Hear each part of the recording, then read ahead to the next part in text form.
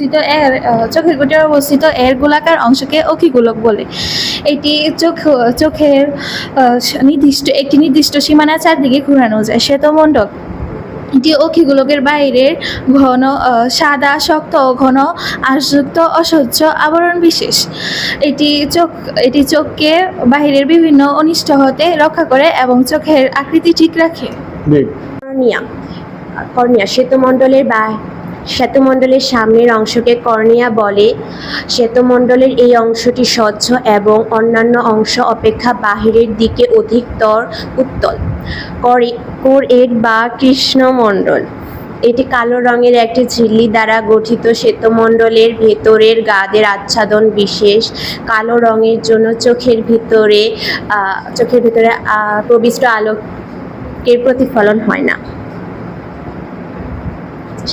চোখের কোটরের ভিতর গোলাকার অংশকে অক্ষিগোলক বলা হয়।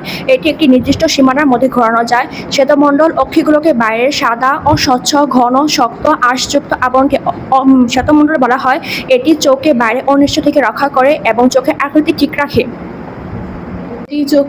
চোখের কোটরে অবস্থিত গোলাকার সাদা অংশকে অক্ষিগোলক বলে। একে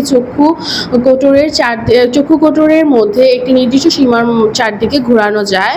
উত্তল লেন্স হলো চোখের কর্নিয়ার পেছনে অবস্থিত জেলির মতো স্বচ্ছ ও নরম পদার্থে তৈরি একটি উত্তল লেন্স। চোখের কোটরে অবস্থিত গোলাকার অংশকে অক্ষিগোলক বলে।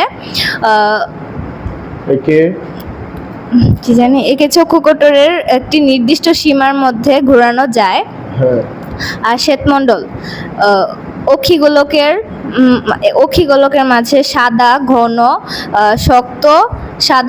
শক্ত আঁশযুক্ত অস্বচ্ছ আবরণকে শ্বেতমণ্ডল বলে। এটি